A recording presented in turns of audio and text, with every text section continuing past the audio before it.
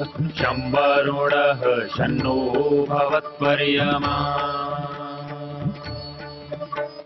शन्न इन्द्रो बृहस्पतिः शन्नो विष्णुरुक्रमः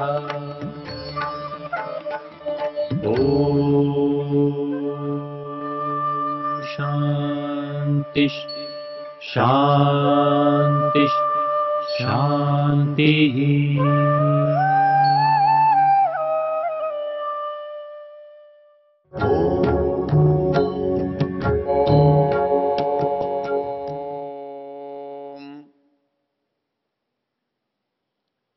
हम देख रहे थे हमें जो संसार हमारे सामने मिला है उस संसार को जानने और समझने के लिए जहाँ संसार को हम देखते हैं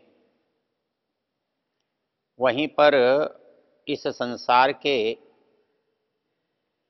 बनाने वाले का भी ज्ञान इस संसार से हमें मिलना चाहिए। हमने देखा था कि संसार के जो नियम हैं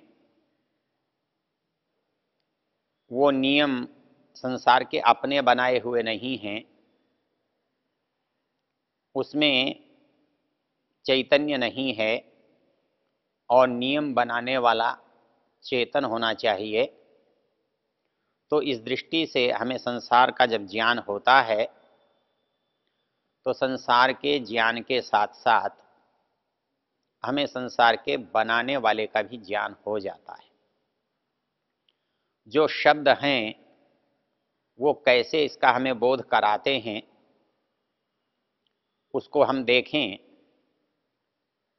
तो ये जो यजुर्वेद के 31वां अध्याय है जिसको हमने पुरुषाध्याय के रूप में जाना था,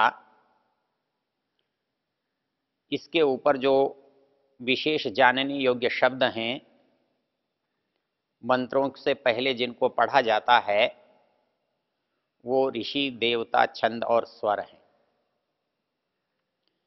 ऋषि जो हैं उनको हम संक्षेप में समझें, जिन्होंने इनके मंत्रों के अर्थ पर विचार किया है, उन अर्थों को दूसरों के लिए उपदेश दिया है, हम उन्हें ऋषि कह रहे हैं। और इस मंत्र में जिस विषय का प्रतिपादन किया है, जो विषय बताया गया है, उस विषय को जिस शब्द से हम जानते और समझते हैं वो शब्द हम देवता के रूप में जानते हैं। वो शब्द हमारे सामने देवता के रूप में सामने आता है। और ये जो मंत्र की रचना है वो रचना जिस तरह से हुई है और उसे जैसे बोलना चाहिए उसको हम छंद और स्वर कहते हैं। इसकी चर्चा हम फिर किसी अवसर पर देखेंगे विस्तार से। यहाँ पर जो इस अध्याय का मंत्र है उसके शब्दों पर विचार करते हैं। मंत्र है ओम सहस्रशीर्षा पुरुषः सहस्राक्षः सहस्रपात् स भूमिं सर्वतो वृत्वा अत्यतिष्ठत् दशांगुलम। संस्कृत भाषा के सामान्य जानने वाले व्यक्ति के सामने जब ये शब्द आते हैं तो उनका जो सीधा सीधा मोटा अर्थ बनता है वो देखने से हमारी समझ में आ जाएगा। संस्कृत में सहस्र शब्द जो है वो 1000 के लिए आता है। तो शब्दों का जब अर्थ विचार करते हैं तो सहस्र शीर्षा, 1000 सिर, हजारों सिर, सहस्रपात, हजारों पैर। तो सहस्र शीर्षा पुरुषः सहस्राक्षः सहस्रपात। यहाँ पुरुष एक वचन है, अर्थात जिस पुरुष की यहाँ चर्चा की जा रही है वो एक होना चाहिए, बहुत नहीं। और इस संसार में जो दिखाई देने वाले पुरुष हैं, प्राणी हैं, वो एक नहीं है। वो एक तरह के होने पर भी एक नहीं है। वो अनेक प्रकार के हैं, उन अनेक प्रकारों में भी अनेक प्रकार हैं। तो यहाँ पर बात, हमारे मन में एक प्रश्न उठ सकता है कि यहाँ पर तो उस बात, पुरुष की बात कर रहे हैं, तो जो संसार में दिखाई दे रहा है उसकी ही बात कर सकते हैं, किंतु ऐसा है नहीं। क्योंकि यहाँ जो संबोधन किया गया है वो एक पुरुष की बात कर रहा है, और इसका देवता भी इसलिए पुरुषः है। यदि बहुत अभिप्रेत होते तो बहुवचन होना चाहिए था, मंत्र में ही बहुवचन हो जाता, ऊपर न भी होता, लेकिन ऐसा है नहीं। क्योंकि इस मंत्र में जितने भी शब्द हैं वो एक को बताने वाले हैं। तो सहस्र शीर्षा पुरुषः, सहस्राक्षः, हजार आंख वाला, सहस्रपात, 1000 पैरों वाला, स भूमिम सर्वतो स्पृत्वा, और उसने भूमि को सब जगह से स्पर्श किया हुआ है। जब हमारे जैसा एक मनुष्य इस संसार पर, इस पृथ्वी पर चलता है, तो वो बहुत बड़ा होने पर भी पृथ्वी के बहुत थोड़े से अंश का स्पर्श कर रहा होता है। स भूमिम सर्वतो स्पृत्वा, वो सब जगह से स्पर्श कर रहा है, और वो दशांगुलम अत्यतिष्ठत, जो भी इसके भाग हैं, अवयव हैं, हिस्से हैं, वो उनका अधिष्ठाता है, उनकी व्यवस्था करने वाला है, उनसे ऊपर है। इस मंत्र पर जब हम विचार करेंगे तो सहस्राक्षः, सहस्रशीर्षा, सहस्रपात, सामान्य लोग जो इसका अर्थ करते हैं कि वो 1000 सिर वाला है, 1000 पैर वाला है, 1000 आंखों वाला है, तो जैसा मैंने निवेदन किया कि स वह एक वचन वाला है, अर्थात वो ऐसा पुरुष होना चाहिए जो अकेला हो। उस अकेले पुरुष की यहाँ पर बात हो रही है। हम संसार में यदि मनुष्य को पुरुष कहें तो भी बहुत हैं, और जिस अर्थ में यहाँ पुरुष शब्द का प्रयोग हुआ है, उपयोग हुआ है, उस अर्थ में पुरुष कहें तो भी अनेक हैं। जैसे संस्कृत में प्रचलन है, पुरी में स्थान में रहने के कारण से हम इसे पुरुष कहते हैं। तो ये पुरी जो है शरीर है, इस शरीर में जो रहता है उसे हम पुरुष कहते हैं। लेकिन संसार में जब हम देखते हैं तो शरीरधारी एक नहीं है। शरीरधारी तो मनुष्य भी अनेक हैं, और प्राणियों के रूप में देखा जाए तो असंख्य हैं, बहुत हैं। तो यहाँ किसी मनुष्य जैसे पुरुष की बात नहीं हो रही है। बात पुरुष की तो अवश्य हो रही है, और पुरुष की हो रही है इसका मतलब, जैसे इस पुरी में जिसकी सत्ता है वो पुरुष है, वैसे ही इस बड़ी पुरी में जिसकी सत्ता है वह भी पुरुष है। इसका जब हम अर्थ करते हैं शब्दों का, तो अर्थ का निश्चय करने के लिए हमें विभक्ति वचन लगाने पड़ते हैं।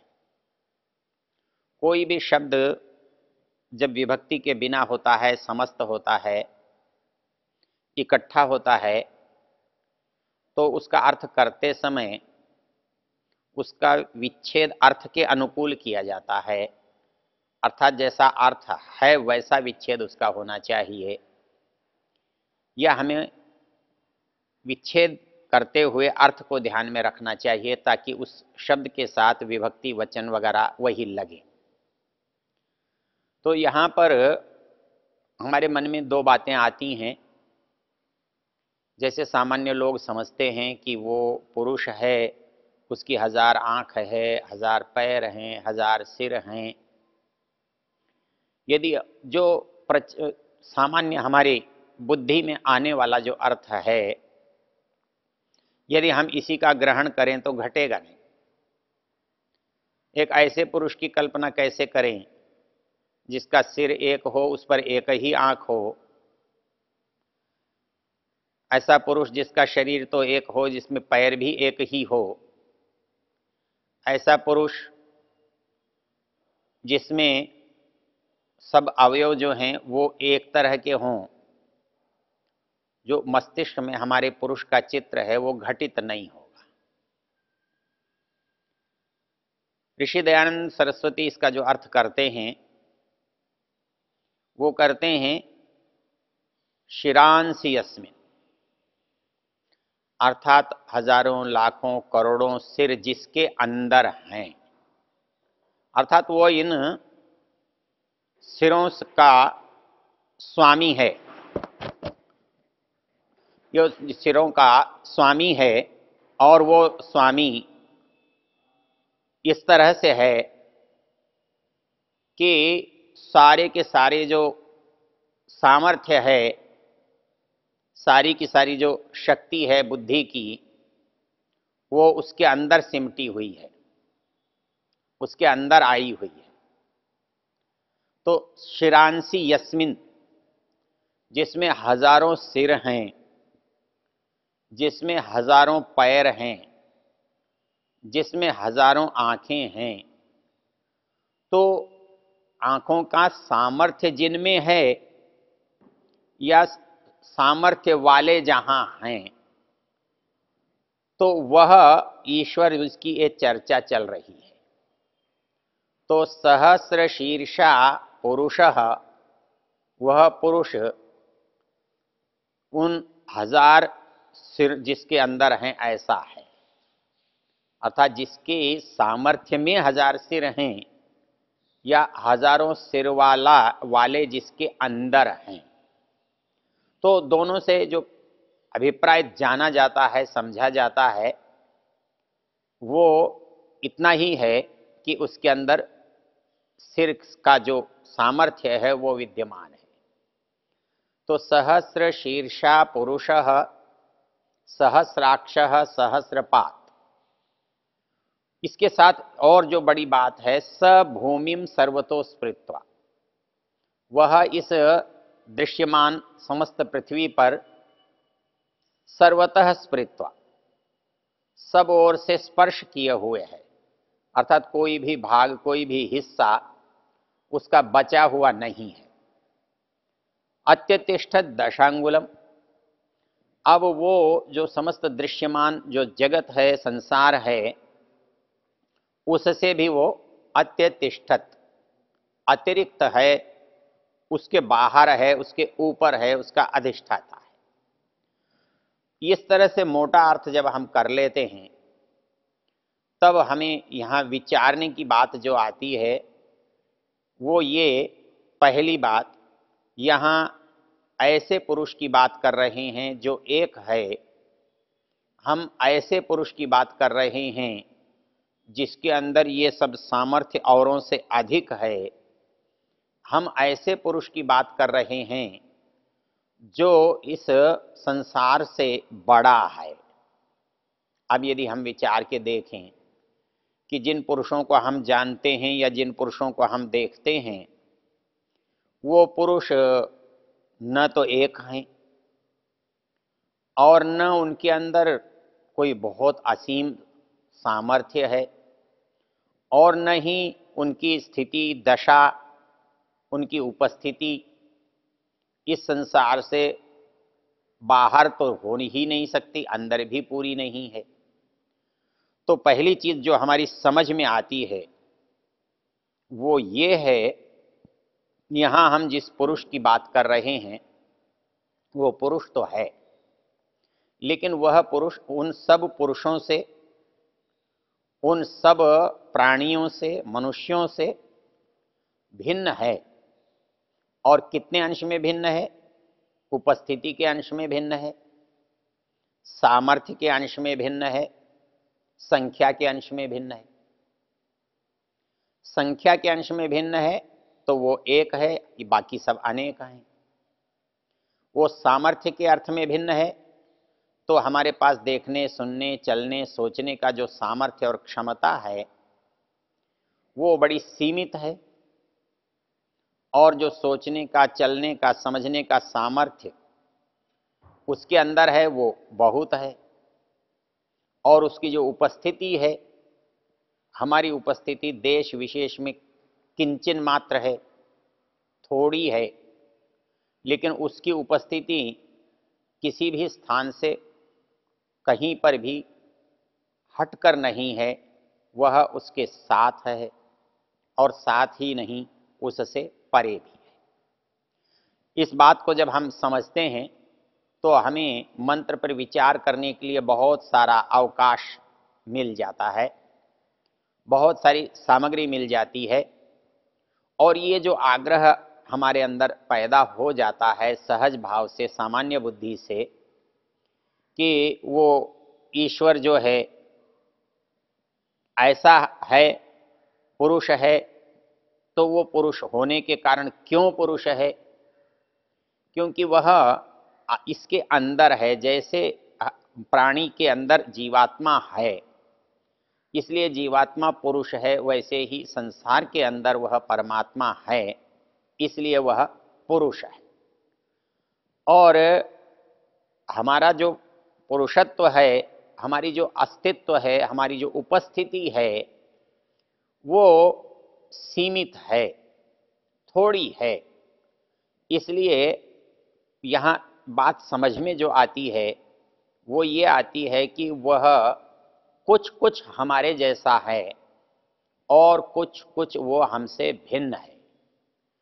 तो कुछ हमारे जैसा है वो इन शब्दों से दिखाई देता है। वो पुरुष है, लगता है हमारे जैसा है। वो सिर वाला है तो लगता है हमारे जैसा है। वो पैरों वाला है तो हमें लगता है वो हमारे जैसा है। वो आँखों वाला है, देखने वाला है तो लगता है वो भी हमारे जैसा ही है। और हम भूमि पर हैं और वो भी भूमि पर है तो वो भी ऐसा ही लगता है जैसे हमारे जैसा है। किंतु उसकी जो विशेषताएं बताई हैं उनसे वो लगता है कि वो हमसे कुछ अलग है, हमसे कुछ भिन्न है।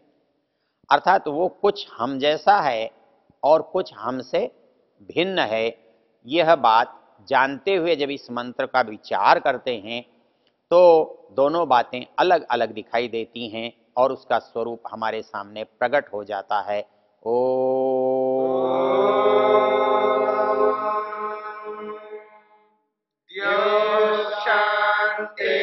शांतिरंतरिक्षं शांति पृथिवी शांतिरापः शांतिरोषधयः शांतिः वनस्पतयः शांतिर्विश्वे देवा शांतिर्ब्रह्म शांति सर्वं शांति शांतिरेव शांति क्षमा शांतिरेधि। ओम शांति शांति शांति।